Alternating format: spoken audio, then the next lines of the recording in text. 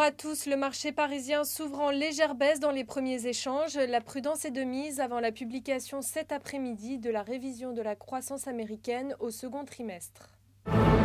Air France-KLM tablerait sur une hausse de 2 à 3% de ses capacités cet hiver, selon le quotidien économique La Tribune.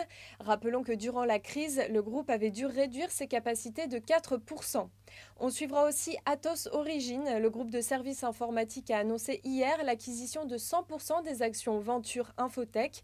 Il s'agit de l'une des premières sociétés qui opère sur le marché indien des moyens de paiement.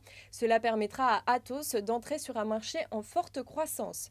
Et puis Lagardère a annoncé hier un résultat net part du groupe en hausse de 20% au premier semestre. Le groupe de médias anticipe désormais une amélioration du résultat opérationnel par rapport aux objectifs fixés en mars dernier. Essilor International a enregistré un chiffre d'affaires en nette hausse au premier semestre. Il a bondi de près de 16%.